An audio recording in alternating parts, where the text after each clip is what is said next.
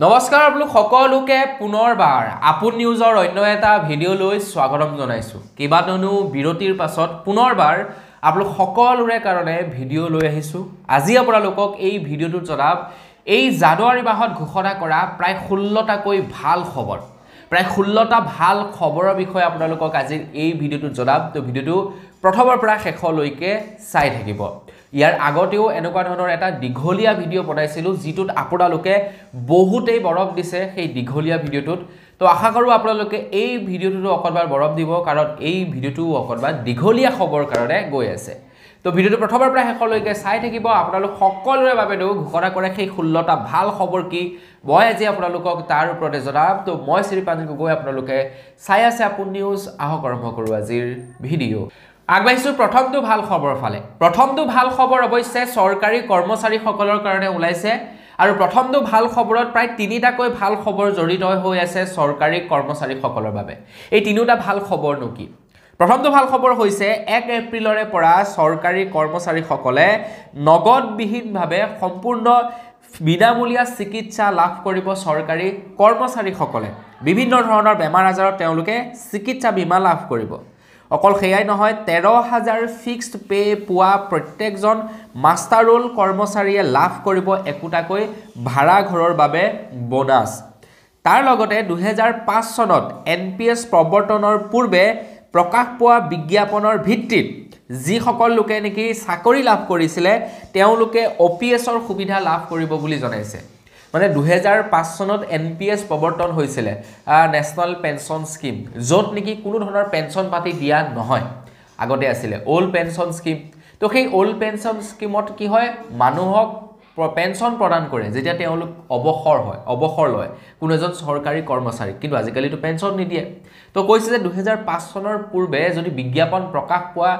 কোনো বিজ্ঞাপন ধৰি লওক প্ৰকাশ পাইছিলে, আৰু সেই বিজ্ঞাপনৰ ভিত্তিত কোনো এজন ব্যক্তিয়ে যেনিবা 2005 চনৰ পাছত চাকৰি পাইছে সেই বিজ্ঞাপনত, তেনেহ'লে সেই ব্যক্তিজনেও পেনশ্যন লাভ কৰিব বুলি জনাইছে। তো আপোনালোকৰ ঘৰত বা আপোনালোকৰ গাঁৱত যদি তেনেকুৱা কোনোবা মানুহ আছে, তেখেতলৈ এই ভিডিঅ'টো শ্বেয়াৰ কৰি দিয়ক। আগবাঢ়িছোঁ ইয়াৰ পাছৰটো ভাল খবৰৰ ফালে। ইয়াৰ পাছৰ ভাল খবৰটো ওলাইছে মাজুলীৰ পৰা। মাজুলীৰ মহিলাসকলৰ কাৰণে এটা ভাল খবৰ ওলাইছে। আপুনি বাৰু অসমৰ কোনখন ডিষ্ট্ৰিক্টৰ পৰা এই ভিডিঅ'টো চাই আছে কমেণ্ট এটা কৰি জনাব।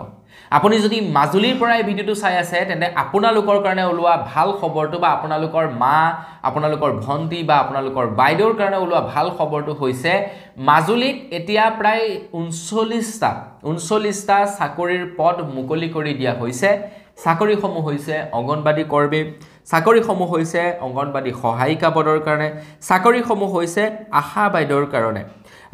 তো মেট্ৰিক পাছ কৰা হ'ব লাগিব, আৰু 24 জানুৱাৰীৰ ভিতৰত তেওঁলোকে আবেদন কৰিব লাগিব। আবেদন কৰিবৰ কাৰণে মাজুলী সংসদৰ শিশু উন্নয়ন প্ৰকল্পৰ কাৰ্যালয়ত অফলাইন যোগেৰে আবেদন কৰিব লাগিব বুলি জনাইছে। অংগনবাদীৰ কৰ্মী আৰু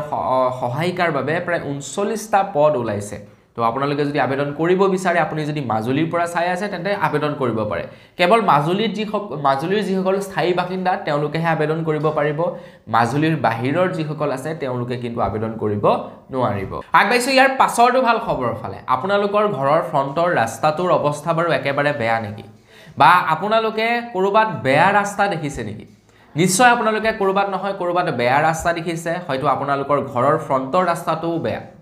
কিন্তু আপোনালোকে কি কৰিছে? এতিয়ালৈকে একো কৰিব পৰা নাই। কেৱল আপুনি সেই ৰাস্তাটোৰে যেতিয়া যায়, তেতিয়া চৰকাৰক আপোনালোকে গালি পাৰে যে চবৰ ৰাস্তাবিলাক হৈ গ'ল, কিন্তু আমাৰ ৰাস্তাটোহে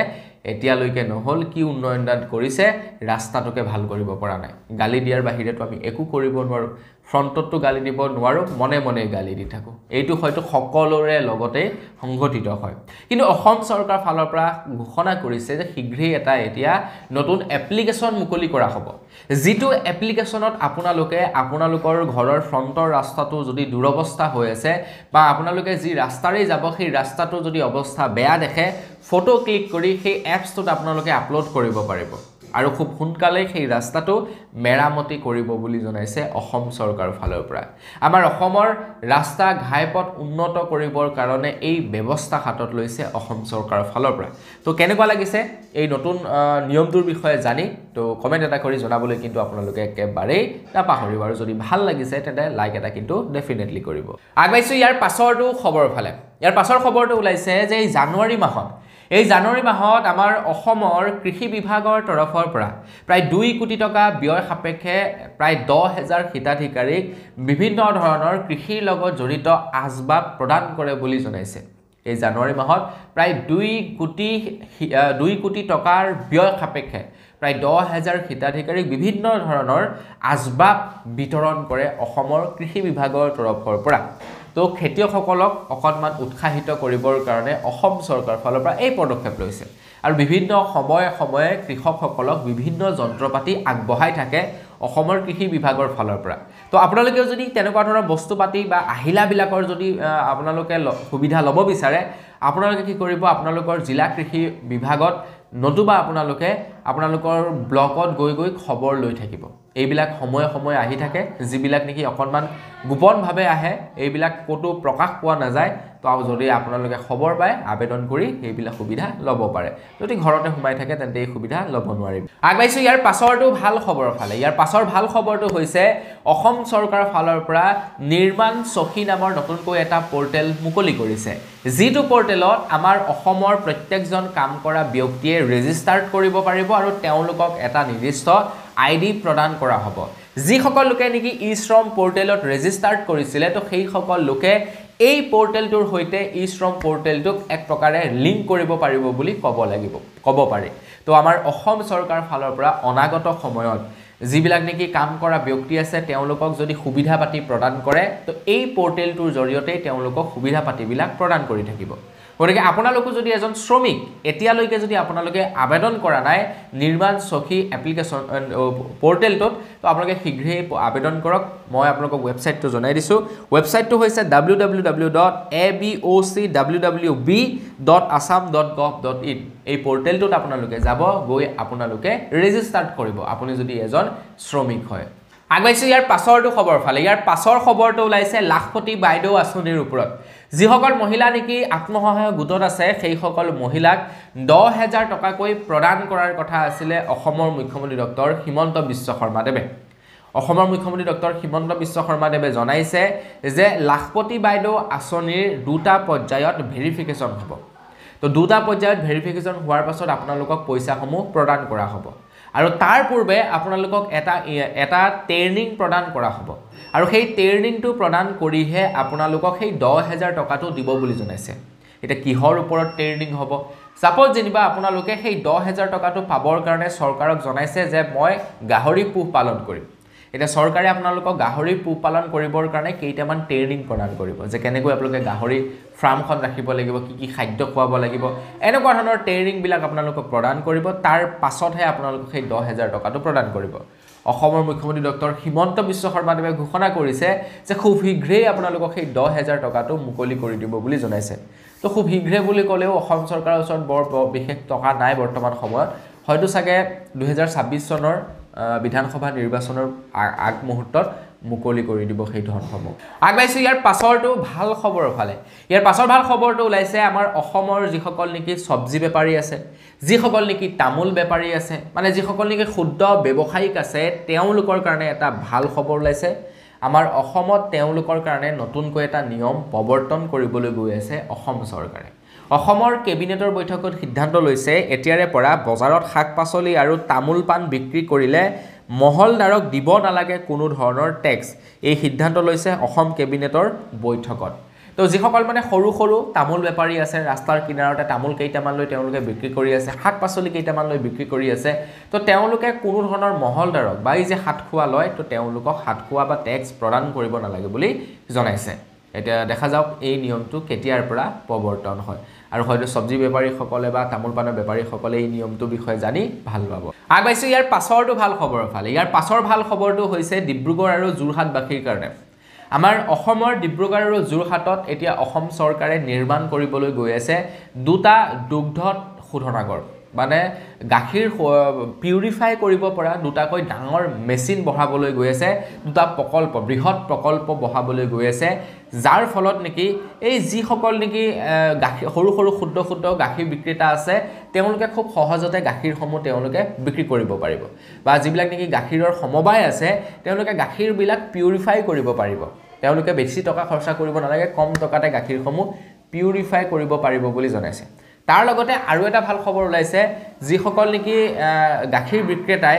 বা যিসকল নেকি সৰু সৰু ফাৰ্মৰ মালিকবিলাকে যদি গাখীৰবিলাক নি সমবায়বিলাকত বিক্ৰী কৰে অসম চৰকাৰৰ সমবায়বিলাকত বিক্ৰী কৰে তেনেহ'লে এক্সট্ৰাকৈ 5 টকাৰ বোনাছ লাভ কৰিব বুলি জনাইছে 5 টকাকৈ এক্সট্ৰা ৰাজ সাহায্য অসম চৰকাৰৰ ফালৰ পৰা প্ৰদান কৰা হ'ব তো জানে যাতে আমাৰ অসমৰ মানুহে খেতিৰ প্ৰতি ব্যৱসায়ৰ প্ৰতি অকমান আগ্ৰহী হয় তো তাৰ কাৰণে এনেকুৱা ন প্ৰকল্পবিলাক আয়োজন মানে প্ৰৱৰ্তন কৰি আছে আগবাইছে ইয়াৰ পাছৰটো ভাল খবৰ ফালে আমাৰ অসমত যিবিলাক নেকি বিদ্যালয় 2006 চনৰ পূৰ্বে স্থাপন হৈছিল যিবিলাক ভেঞ্চাৰ স্কুল 2006 চনৰ পূৰ্বে স্থাপন হৈছিল সেইবিলাক ভেঞ্চাৰ স্কুলৰ কাৰণে এটা ভাল খবৰ ওলাইছে অসমৰ মুখ্যমন্ত্ৰী ডক্টৰ হিমন্ত বিশ্ব শৰ্মাদেৱে জনাইছে যে আমাৰ অসমত যিবিলাক ভেঞ্চাৰ স্কুল নেকি 2006 চনৰ পূৰ্বে স্থাপন হৈছিল আৰু সেইবিলাক প্ৰাদেশিকৃত হোৱা নাই এতিয়াও ভেঞ্চাৰ ৰূপে চলি আছে সেই বিদ্যালয়সমূহক খুব শীঘ্ৰেই অসম চৰকাৰে প্ৰাদেশিকৰণ কৰিব বুলি জনাইছে মানে যিবিলাক নেকি ধৰি লওক আপোনাৰ আগতে আপোনালোকৰ গাঁওখনত আপুনি এখন বিদ্যালয় চলাইছিল তো ভেঞ্চাৰ টিচাৰ বিলাকৰ কথাটো আপোনালোকে জানে যিবিলাকে দৰমহা পাতি নাপায় ল'ৰা-ছোৱালী কেইটামানক পঢ়াই থাকে আগতে কয় কি কৰে ভেঞ্চাৰ স্কুলৰ মাষ্টৰ তো এনেকুৱা ধৰণৰ এটা মানে আগতে কথা চলে মানুহবিলাকৰ মাজত তো সেই ভেঞ্চাৰ স্কুলৰ যিবিলাক ভেঞ্চাৰ স্কুল আছিলে তো সেই ভেঞ্চাৰ স্কুলবিলাক এতিয়া প্ৰাদেশিকৰণ হ'ব 2006 চনৰ পূৰ্বৰ যিবিলাক ভেঞ্চাৰ স্কুল সেইবিলাক আগবাইছো ইয়াৰ পাছৰটো ভাল খবৰ ফালে ইয়াৰ পাছৰ ভাল খবৰটো ওলাইছে যিসকল লোকে নেকি চৰকাৰী গেছ লাভ কৰে তো তেওঁলোকৰ কাৰণে এটা ভাল খবৰ ওলাইছে আপোনালোকৰ ঘৰতো নিশ্চয় চৰকাৰী গেছ আছে তো আপুনি চৰকাৰী গেছ নিশ্চয় লয় যি কোম্পানীৰে নহওক কিয় নিশ্চয় আপুনি চৰকাৰী গেছ লয় তো আপোনাৰ কাৰণে এটা ভাল খবৰ ওলাইছে আপোনালোকে এতিয়াৰে পৰা যদিহে চৰকাৰী গেছটো লওঁতে যদি বুকিং কৰি লয় তেতে 275 টকাৰ আপোনালোকক ৰাজ সাহায্য দিব বুলি জনাইছে বৰ্তমান প্ৰায় 262 টকা নে কিমানকৈ দি আছে ৰাজ সাহায্য চৰকাৰী গেছ ললে আপোনাৰ বেংকৰ একাউণ্টত সোমায় কিন্তু এতিয়াৰে পৰা 275 টকাকৈ আপোনালোকক ৰাজ সাহায্য দিব যদিহে বুকিং কৰি লয় আপোনালোকে বিনা বুকিংত ললে কিন্তু নাপাব আপোনালোকে বুকিং কৰি ল'ব লাগিব তেতিয়াহে আপোনালোকে 275 টকাটো লাভ কৰিব তো অনাগত সময়ত যদি আপোনালোকে চৰকাৰী গেছ ল'বলৈ যায় আপোনালোকে কি কৰিব প্ৰথমে বুকিং কৰিব বুকিং কৰাৰ পাছত আপোনালোকে গেছ ল'ব তেতিয়া আপোনালোকৰ 275 টকাৰ এটাৰ প্ৰফিট হ'ব আগবাইছো ইয়াৰ পাছৰটো খবৰ ফালে ইয়াৰ পাছৰ খবৰটো ওলাইছে ৰূপৰ ওপৰত ৰূপৰ অলংকাৰ ৰূপৰ গহনাৰ ওপৰত ওলাইছে ইয়াৰ পাছৰটো খবৰ বৰ্তমান সময়ত যদি আপোনালোকে সোণৰ গহনা ক্ৰয় কৰিবলৈ যায় আপোনালোকে নিশ্চিন্ত মনে সোণৰ গহনা ক্ৰয় কৰিব পাৰে কিয় বাৰু জানেনে আপুনি মাত্ৰ এটা কথাই ক'লেই হ'ল সোণৰ বেপাৰীজনক যে মোক হলমাৰ্কৰ সোণ লাগিব তেতিয়া কোনো ধৰণৰ আপোনালোকৰ খেলিমেলি কৰিব নোৱাৰে সোণাৰীজনে 1% কোনো ধৰণৰ ভেজাল মিক্স নকৰাকৈ আপোনালোকক পিওৰ সোণ দিব লাগিব যদিহে তেখেতে হলমাৰ্কৰ সোণ আপোনাক প্ৰদান কৰে গতিকে হলমাৰ্ক আহি যোৱাৰ লগে লগে আপোনালোকে নিশ্চিন্ত মনেৰে সোণ ক্ৰয় কৰিব পাৰে কিন্তু ৰূপৰ ক্ষেত্ৰত কোনো ধৰণৰ হলমাৰ্কৰ সিস্টেম নাই কোনো ধৰণৰ হলমাৰ্কৰ সিস্টেম নোহোৱাৰ বাবে আপোনালোকে বিভিন্ন সময়ত ৰূপৰ ক্ষেত্ৰত বিভিন্ন সমস্যাত ভুগিব লাগে যেনে আপুনি সোণৰ কিবা এটা গহনা বনাইছিলে হেতু যেতিয়া ভাঙি অন্য এটা গহনা বনাবলৈ গ'ল তো তাৰ পৰা যিবিলাক নেকি ডুপ্লিকেট সোণ আছিল সেইবিলাক ৰূপ আছিল সেইবিলাক ওলাই গুচি গ'ল যিবিলাক অৰিজিনাল ৰূপ থাকে সেইবিলাক থাকি গুচি গ'ল মানে কমি যায় বহুত কিন্তু এতিয়াৰে পৰা সোণৰ নিচিনাকৈ ৰূপটো হেনো হলমাৰ্ক সিস্টেম আহিব বুলি জনাইছে হলমাৰ্ক হৈছে এটা চৰকাৰী মোহৰ যিটোৱে প্ৰমাণীকৰণ কৰে যে এই সোণ টুকুৰা পুৰা সম্পূৰ্ণ পিওৰ 100% পিওৰ হেতু প্ৰমাণীকৰণ কৰে গতিকে এটা ৰূপৰ ক্ষেত্ৰতো সেই হলমাৰ্ক সিস্টেম আহিব বুলি জনাইছে আগবাইছো ইয়াৰ পাছৰটো ভাল খবৰ ফালে ইয়াৰ পাছৰ ভাল খবৰটো হৈছে